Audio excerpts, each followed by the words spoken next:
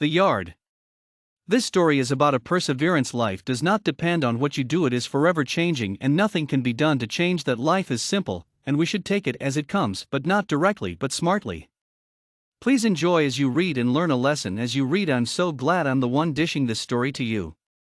My name is Stephanie Odulate, and I am your author. Mr. Hedgewatt. Mr. Hedgewatt was a businessman who took value in his business and made sure that he was not exploiting anyone. But his manager, Mr. Hart, was. Mr. Hat was a rather selfish man and never thought of the consequences of his actions. All he did ended up getting Mr. Hedgewatt in trouble. Mr. Hedgewatt's investors found out they were being exploited and raised the matter during their board meeting. Mr. Hedgewatt found it rather appalling that he was accused of such. The investors decided to audit the company, and indeed it was discovered that there were some loopholes, and thereafter charged Mr. Hedgewatt to court. The court. With all evidence to prove Mr. Hedgewatt guilty, he was sentenced to 5 years imprisonment after paying a fine to the investors. When all was cleared, he was arrested and taken to prison. As he was given his cell, his mind wandered off to the discovery he had met while in the process of paying the fine. "Sir, please believe me, I'm innocent. The culprit still walks free." "What have you done, Mr. Hart? Now the boss is paying for your crimes." A voice was heard through the door. "I know, that's why we should keep this SE.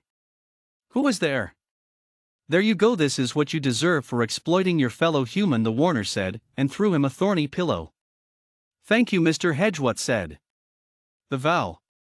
Mr. Hedgewatt vowed he was going to make Mr. Hart pay for what he had done, and that he was going to count his days out, for that would make him remember all what he would pass through, for he would double it for him. He said no one would save him from what he would encounter at his release. The countdown begins. Mr. Hedgewatt was locked out of the world, no visitation or calls, only in his cell and the other criminal.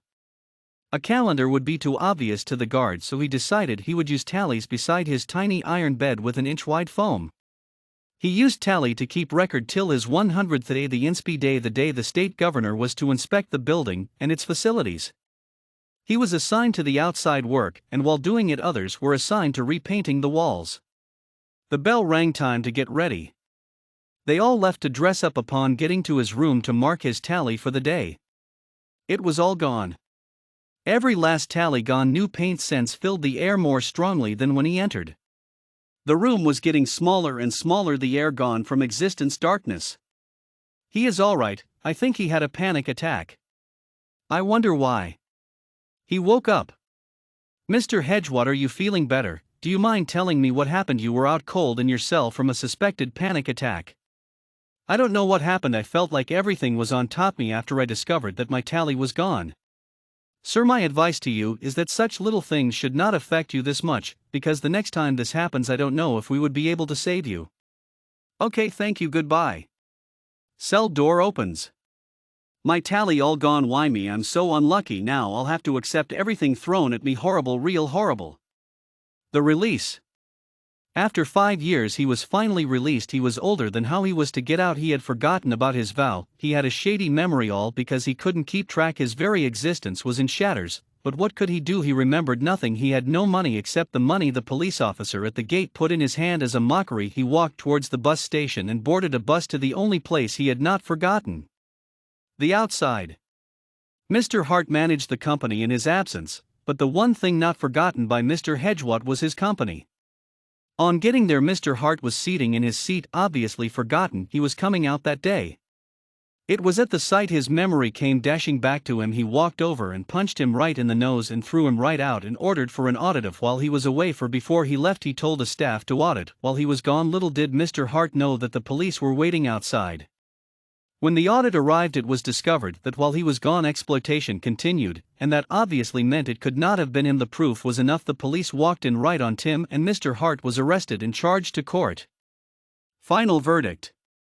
The court sentenced Mr. Hart to an imprisonment till further notice for putting the innocent behind bars and for misleading the court, and the court is going to pay Mr. Hedgewatt the fine he had paid with more compensation from the court for his time in prison. Almost immediately Mr. Hedgewatt fainted. "It's over," he mumbled and fell unconscious.